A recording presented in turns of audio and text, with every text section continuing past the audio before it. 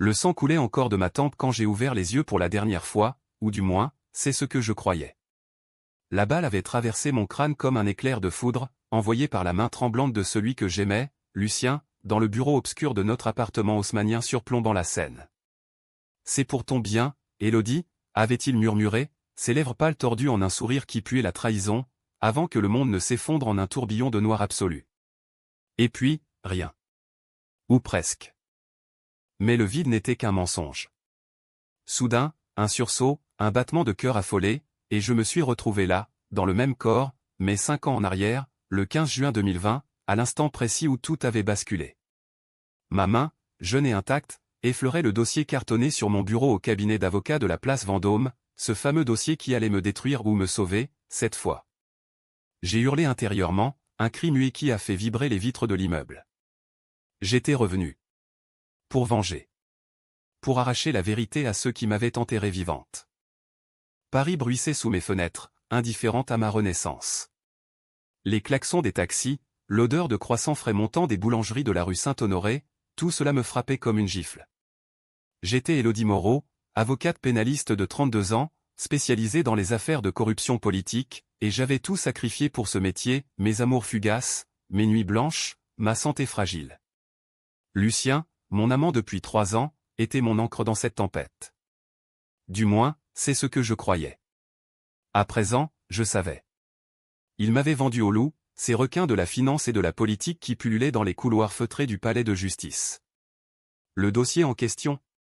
Un scandale impliquant le ministre de l'Intérieur, Pierre Duval, et un réseau de blanchiment d'argent via des œuvres d'art volées pendant la Seconde Guerre mondiale. Des secrets que j'avais exhumés par hasard, en défendant un client bidon, un antiquaire ruiné nommé Henri Lefebvre. Je me suis levé d'un bond, renversant ma tasse de café sur les papiers. Le liquide noir s'étalait comme une tache de sang séché, et un frisson me parcourut l'échine. Dans ma vie précédente, ce dossier m'avait coûté la vie. J'avais confronté Lucien avec les preuves, des transferts bancaires suspects, des photos compromettantes de lui en compagnie de Duval lors d'un gala au Louvre. Il avait ri, d'abord, puis ses yeux s'étaient assombris. « Tu ne comprends pas, ma chérie. C'est plus grand que nous. » Et la nuit suivante, alors que je rentrais d'une réunion tardive, il m'avait attendu avec un pistolet volé à un flic corrompu.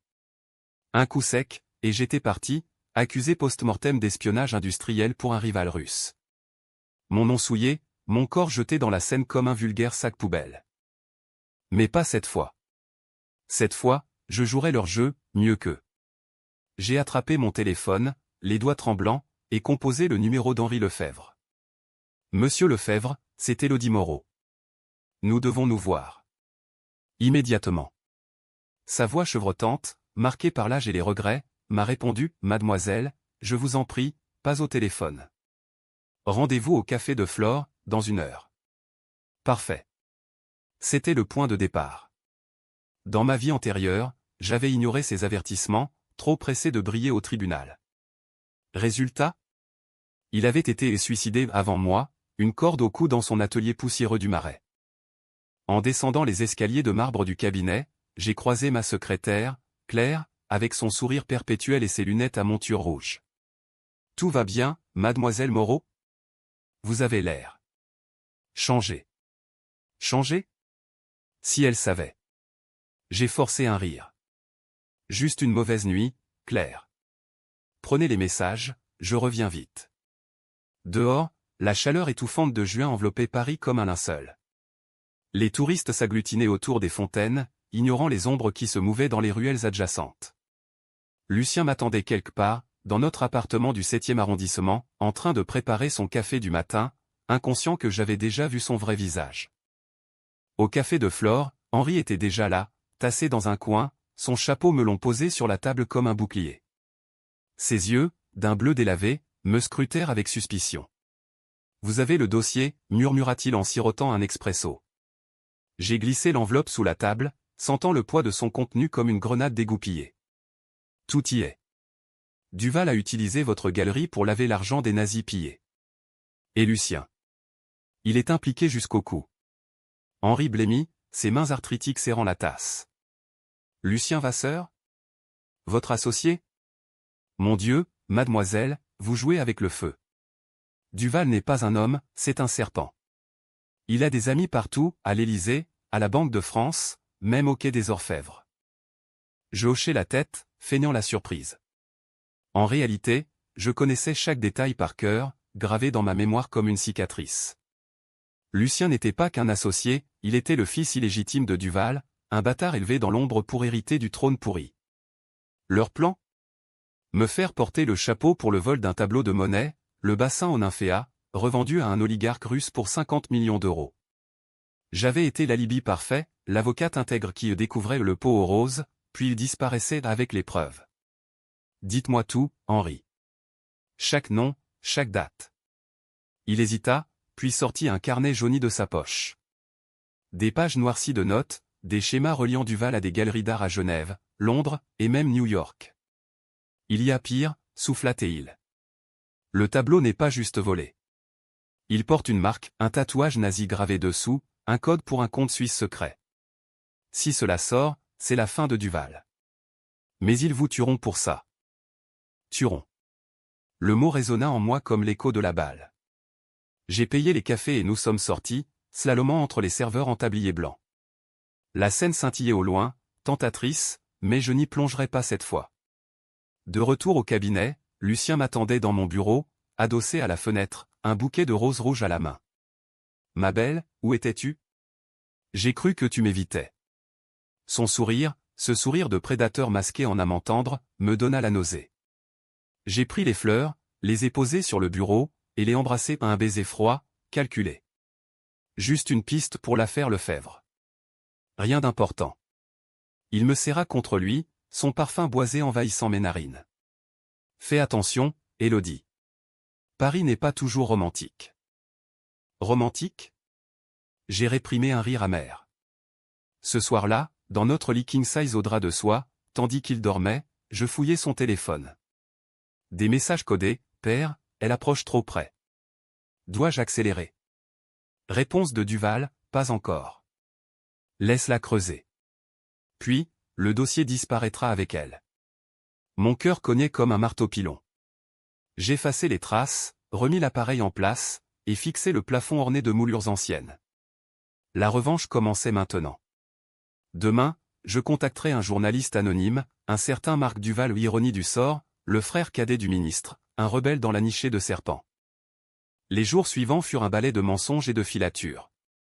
Je me glissai dans les bas-fonds de Paris, les marchés aux puces de Saint-Ouen pour interroger des receleurs d'art, les bars enfumés de Belleville où des informateurs à la solde de Duval buvaient leur amertume. Henri me fournit des contacts, un ancien SS recyclé en antiquaire, un hacker serbe nommé Victor qui piratait les serveurs de la banque pour 500 € la nuit. Chaque nuit, seul dans mon bureau, je compilais les preuves, un nouveau dossier virtuel sur un cloud sécurisé. Lucien, de son côté, feignait l'inquiétude, dîner aux chandelles au Fouquet's, promenade le long des Champs-Élysées, où il glissait des allusions subtiles. Abandonne cette affaire, Élodie. Pour nous. Pour nous ?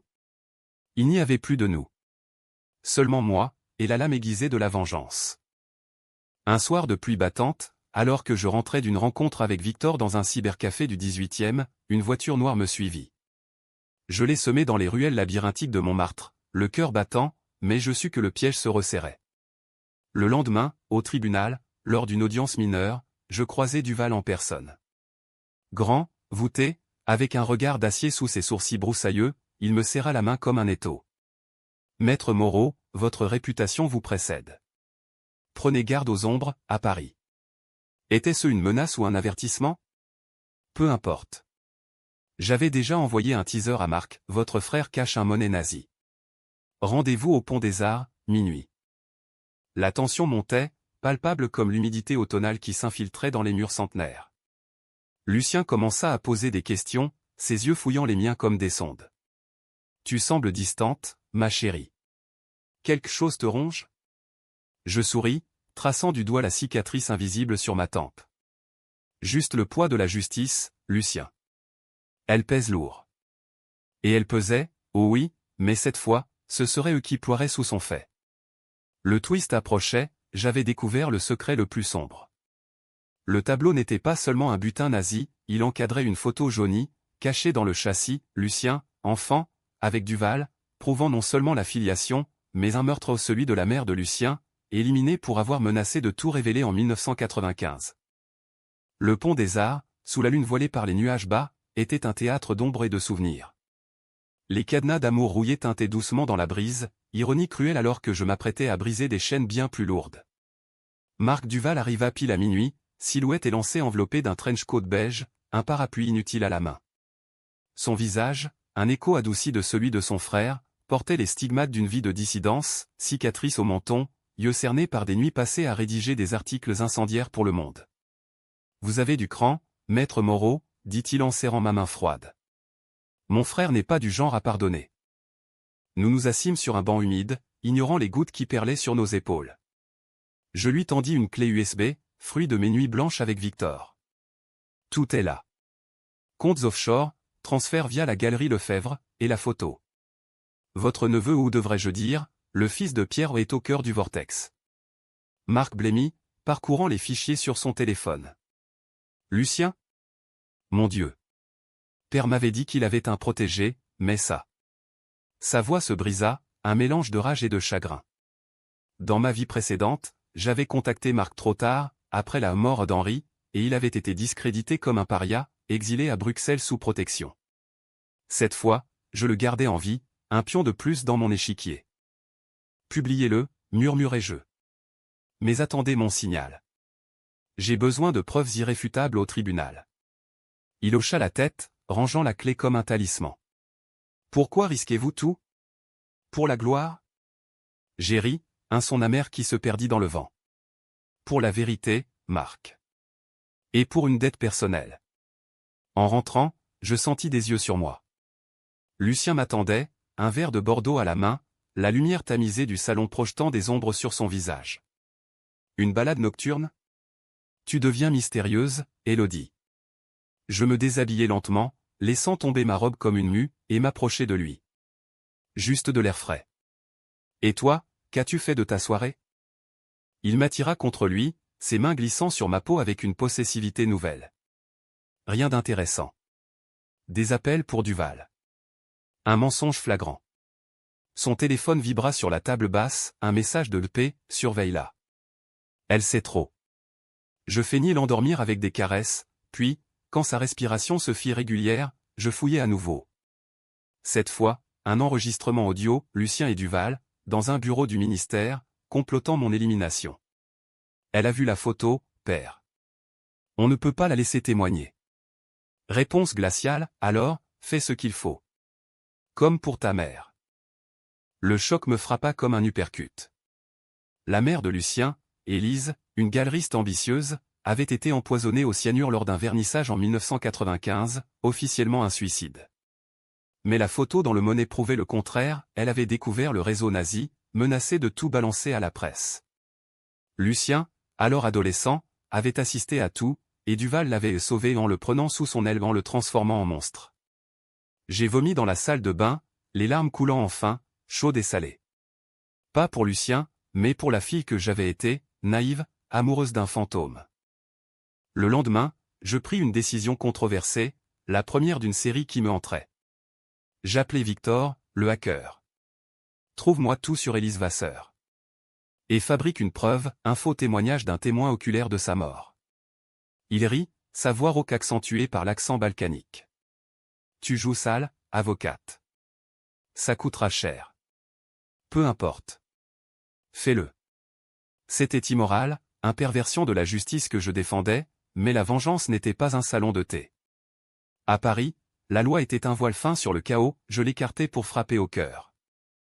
Henri Lefebvre devint mon allié le plus proche. Nous nous rencontrions dans son atelier du Marais, entouré de toiles poussiéreuses et d'odeurs de vernis. Ce Lucien. Il ressemble à son père, vous savez. Froid, calculateur. Henri me montra des photos d'Élise, une beauté flamboyante, rousse comme un monet automnal, avec des yeux verts comme les miens. Ironie cruelle. Elle était ma meilleure cliente. J'ai vu les ombres ce soir-là. Duval, avec son sourire de requin. Je hochai la tête, absorbant chaque détail pour le faux témoignage. Ensemble, nous recréâmes la scène, un gala au Grand Palais, Élise s'effondrant, un verre empoisonné à la main, Lucien adolescent fuyant la foule. Lucien, sentant le vent tourner, intensifia ses assauts. Lors d'un dîner autour d'argent, avec vue sur Notre-Dame encore noircie par l'incendie de 2019, il me demanda en mariage. Une bague en diamant, taillée comme une lame, scintilla sous les lumières. Épouse-moi, Élodie. Quittons cette folie. Les autres convives des juges, des avocats applaudirent, ignorant le poison sous la surface.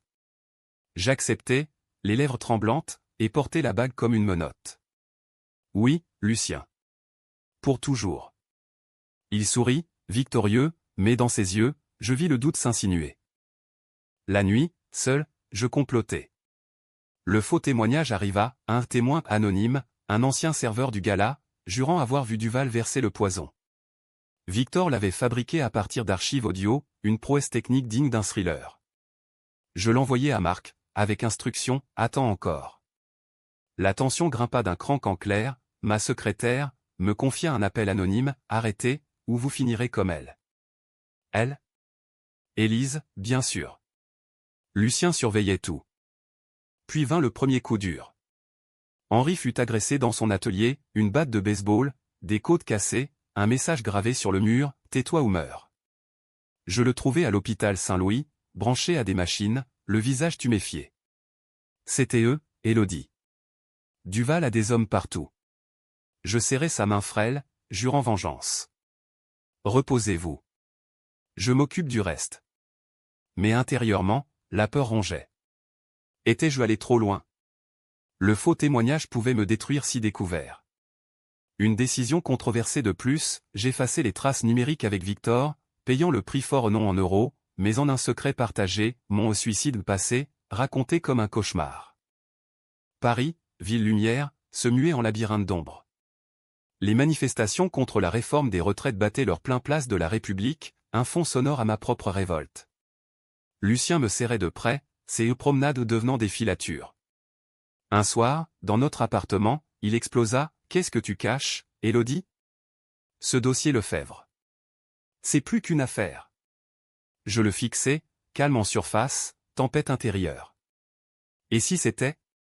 Et si je savais pour Élise? Son visage se décomposa, un masque tombant. Quoi? Qui t'a dit ça? Je souris, froidement.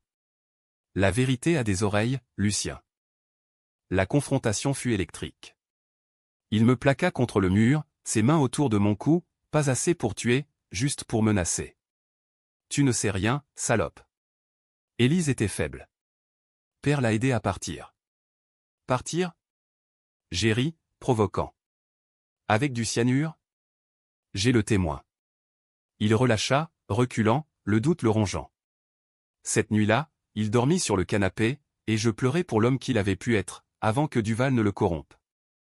Le tribunal approchait, l'audience pour Lefebvre, où je défendrais son innocence contre des accusations de recel. Duval serait là, en témoin honorable. Mon plan, lâcher la bombe pendant les plaidoiries, avec le faux témoignage comme appât. Mais le twist se profila quand Marc m'appela, voix paniquée, Élodie, percée pour la clé USB. Il a un homme à moi. Fuyez. Trop tard. En sortant du cabinet, une voiture pila devant moi. Lucien en sortit, pistolet à la main le même que dans mon cauchemar. Monte, ou je tire ici. La voiture filait dans les artères nocturnes de Paris, phares balayant les façades haussmanniennes comme des projecteurs d'interrogatoire. Lucien conduisait, mâchoire serrée, le pistolet posé sur le tableau de bord, canon tourné vers moi comme un accusateur muet. Tu m'as trahi, Élodie. Pourquoi? Une vieille histoire? Sa voix, d'habitude veloutée, craquelait sous la rage. Je fixai la route, les lumières de la Concorde défilant en stries floues, et sentis le fantôme de la balle effleurer ma tempe. Trahi? C'est toi qui as commencé, Lucien. Avec le sang d'Élise sur les mains de ton père. Il swerva, manquant de peu un camion de livraison, et éclata d'un rire hystérique. Élise. Ma mère était une traîtresse, obsédée par ses tableaux. Elle voulait tout détruire pour son honneur. Père l'a sauvée de la honte. Sauvée? Le mot me brûla. Dans ma vie précédente, j'avais cru ces mensonges, ces nuits où il pleurait sur mon épaule, racontant une mère perdue. À présent, je voyais clair, il était le poison, injecté dès l'enfance. Et moi, Lucien? Étais-je juste un pion pour couvrir le monnaie? Il ne répondit pas, se contentant de bifurquer vers les quais, où la Seine l'appelle les berges comme un complice silencieux. Nous nous garâmes près du Pont-Neuf, loin des touristes, sous un ciel plombé. Il sortit le pistolet, le pointa sur mon front. Finissons en. Comme la dernière fois. La dernière fois? Mon sang se figea. Quoi? Il sourit, cruel. Tu crois que c'était la première? En 2020, tu es morte, Élodie. Accusée, jetée à la Seine. Mais avant ça. Souviens-toi de 2018. L'accident de voiture. J'ai freiné trop tard, non? Pour te tester. Les souvenirs affluèrent, un crash mineur sur l'autoroute A6, des côtes cassées, que j'avais attribuées à la fatigue. Un test. Mon Dieu, j'étais marié à un psychopathe. Je bondis, arrachant le pistolet dans un geste désespéré appris dans mes nuits d'insomnie hantée. Nous luttâmes, roulant sur le bitume mouillé, ses ongles griffant mon visage. Salope! Tu sais trop, hurla-t-il. Un coup de feu partit, sifflant dans l'air, touchant un réverbère qui s'effondra dans un fracas. Des sirènes hurlèrent au loin la police, alertée par un jogger. Lucien s'enfuit, me laissant haletante, le pistolet fumant en main. J'aurais pu le suivre, le traquer comme un animal, mais non. La vengeance n'était pas impulsive, elle était chirurgicale. De retour au cabinet, ensanglantée et tremblante, Claire me pansa les plaies. Appelez la police, implora TL. Je secouai la tête. Pas encore. J'ai besoin de preuves. Au lieu de ça, j'appelai Marc. Accélère. Publie tout ce soir. Sa voix chevrota, mais le faux témoignage. Si c'est découvert? Risque-le. Pour Élise. Pendant qu'il rédigeait, je contactai Henri à l'hôpital. Préparez-vous. Demain, au tribunal, on frappe. Il rit faiblement. Vous êtes une furie, Élodie. Comme elle. La nuit fut un tourbillon d'adrénaline.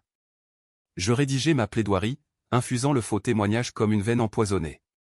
Décision controversée numéro 3, j'inclus une clause personnelle, accusant Lucien publiquement de complicité dans la mort d'Élise, sans preuve solide, un bluff pour le faire craquer. À l'aube, Le Monde sortit l'article de Marc, le ministre Duval impliqué dans un réseau nazi, un tableau maudit au cœur du scandale. Paris s'enflamma. Manifestation devant le ministère, Twitter en furie, même France Inter en parla à la matinale.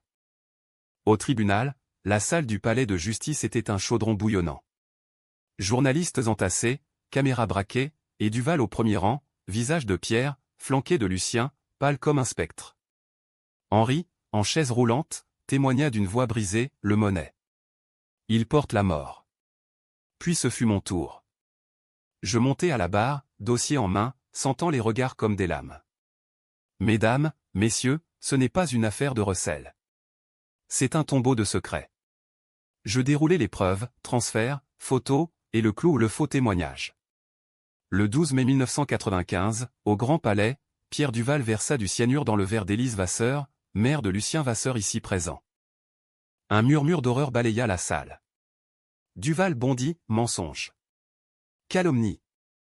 Mais Lucien. Oh, Lucien se décomposa, se levant d'un bond, pointant un doigt tremblant. C'est faux. Elle ment, père.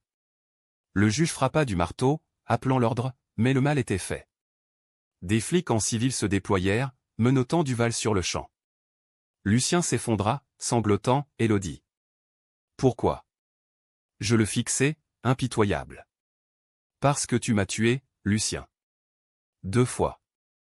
Le chaos régna. Journalistes se ruèrent, flash crépitant comme des coups de feu. Marc, depuis les gradins, hocha la tête en signe de gratitude. Henri, les larmes aux yeux, murmura, pour Élise. Mais au milieu du tumulte, une ombre, un homme en costume, bras droit de Duval, glissa un couteau sous ma robe, une lame froide contre ma cuisse. Pour le patron, siffla-t-il. Je ne criais pas, je ripostais, enfonçant mon talon dans son pied, le faisant hurler. Les gardes l'immobilisèrent, mais le message était clair, la vengeance avait un prix. Dehors, sous la pluie fine de juin, Paris exultait. Une foule scandait justice pour Élise, devant les grilles. Je m'éclipsai dans une ruelle, appelant Victor. C'est fait. Nettoie tout. Il rit. Tu es une légende, avocate. Mais attention, les serpents ont des petits. Épuisé, je rentrais chez moi au nom, chez Lucien. L'appartement était sens dessus dessous, tiroirs vidés, ordinateurs emportés par la police. Sur le lit, une lettre, tu as gagné cette manche. Mais le jeu continue. Elle. Mon sang se glaça. Il s'était échappé. Les jours suivants furent un maelstrom médiatique. Duval en garde à vue, inculpé pour meurtre et blanchiment. Marc devint un héros, son article primé au prix Albert Londres. Henri sortit de l'hôpital, sa galerie rachetée par l'État pour biens culturels. Moi? J'étais la vengeresse de la scène, une icône controversée. Des féministes me portaient au nu, des conservateurs me traitaient de folle hystérique. Et les nuits? Les nuits étaient pires. Cauchemar où Lucien revenait, balle au poing, murmurant, c'était pour nous. Une décision me rongeait, le faux témoignage. Avais-je franchi la ligne? La justice que j'aimais était souillée par mes mains. Claire, en larmes, me confia, vous avez sauvé des vies, mais à quel prix? Je n'avais pas de réponse. Puis, le twist frappa comme un raz-de-marée. Une enveloppe anonyme glissa sous ma porte, des photos de moi, enfant, avec Élise. Ma mère? Non. Élise était ma tante, sœur cachée de ma mère décédée. Duval avait tué 2 fois dans ma famille, Élise en 1995, et tenté pour moi en 2020, via Lucien, son fils adoptif pour couvrir les traces. Le monde bascula. J'étais lié au sang, plus que je ne l'imaginais. La vengeance n'était pas seulement personnelle, c'était généalogique, un cycle maudit. Les photos tremblaient dans mes mains, jaunies par le temps, comme des spectres invoqués du passé. Moi, petite Élodie, 5 ans, sur les genoux d'Élise, riant devant un chevalet dans l'atelier du Marais. Tante Élise, gribouillais-je sur une toile ratée. Ma mère, Claire Moreau, sœur aînée d'Élise, était morte en 1992 d'un cancer fulgurant, un autre mensonge de Duval, pour étouffer les soupçons sur le réseau nazi que les 2 sœurs avaient commencé à dénouer ensemble. Élise avait élevé ma mère orpheline, puis moi après sa mort, jusqu'à ce que le poison la réduise au silence. Lucien? Il n'était pas le fils de Duval, il était mon cousin, adopté par le monstre pour le lier à la famille Moreau, une chaîne invisible de sang et de secrets. J'ai vomi à nouveau, cette fois dans l'évier de porcelaine ébréché, le goût acide de la trahison remontant comme une bile. L'enveloppe contenait une note, tu es des nôtres, Élodie. Rejoins-nous, ou péris. Elle. Lucien. Il savait depuis le début. Notre amour?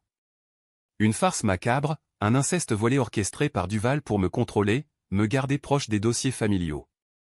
Paris, avec ses avenues impeccables et ses sous-sols pourris, n'avait jamais semblé si claustrophobe. J'ai brûlé les photos dans le lavabo, les flammes dansant comme des démons, et juré, ce n'était pas fini. Henri fut le premier à qui j'en parlais, dans sa chambre d'hôpital rénovée, où des infirmières coquettes flirtaient avec les journalistes. Votre tante. Élise m'avait confié des doutes sur votre mère. Un empoisonnement, peut-être. Ces mots confirmèrent l'horreur. Duval collectionnait les Moreau comme des tableaux. Pour les effacer. J'ai serré les dents. Pas moi. Pas cette fois.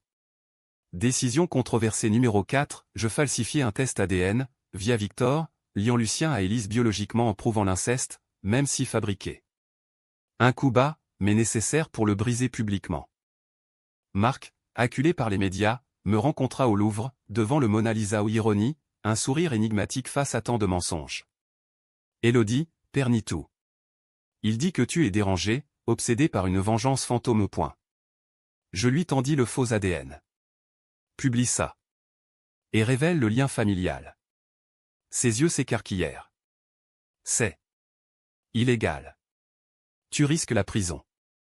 Comme Duval? Il céda, et l'article sortit le lendemain, scandale Duval, inceste et meurtre en série dans une famille d'artistes. La salle du tribunal, lors de l'audience de mise en accusation de Duval, fut un cirque. Foule compacte, pancarte justice pour les ombres, et moi au barreau, plaidant comme une possédée. Pierre Duval n'est pas un ministre, c'est un bourreau.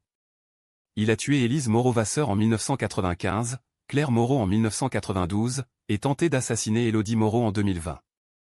Les murmures devinrent un rugissement quand je projetai le faux ADN, et Lucien Vasseur, son complice, et le neveu de la victime. Un inceste de pouvoir. Duval hurla, faux. Elle ment, cette chienne.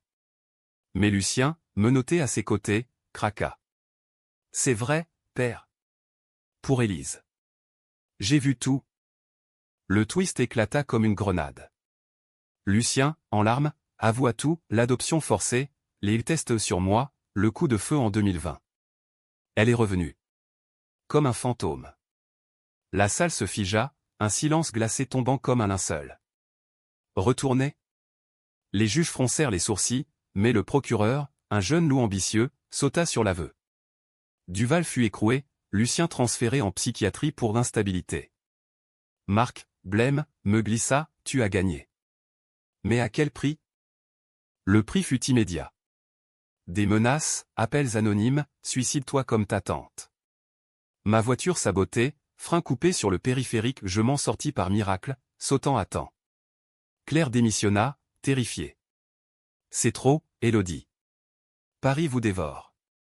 Seul Henri resta, nous retrouvant dans des cafés discrets du quartier latin. Vous êtes la flamme qui brûle les ténèbres. Mais les flammes consument aussi. Je hochai la tête, épuisé, mais déterminé.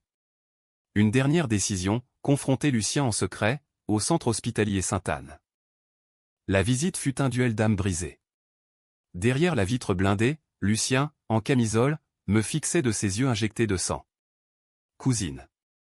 Tu m'as détruit. Je pressai la paume contre le verre. Tu t'es détruit, Lucien. Pourquoi? Il rit, insondément. Pour l'héritage. Père promettait le monde. Et toi? Tu étais si pur, si à moi. À moi? La nausée remonta. Finissons en. À vous le monnaie, le réseau entier. Il hésita, puis murmura, le code sous le tableau. C'est Élodie 1992. Pour ta mère. Père voulait te briser comme elle. Le code. La clé des comptes suisses, des millions nazis.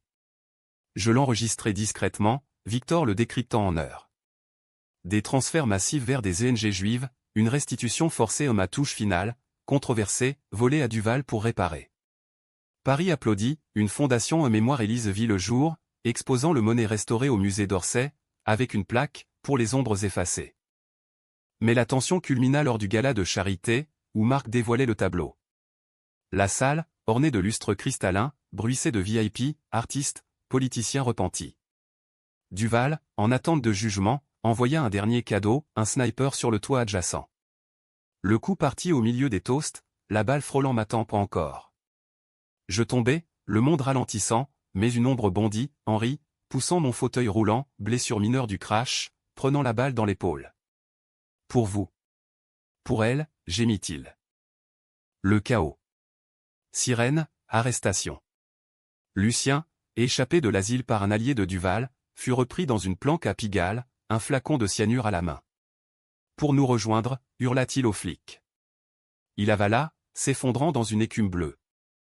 Le gala se mua en veillée funèbre, les lustres pleurant des larmes de cristal sous les gyrophares bleus.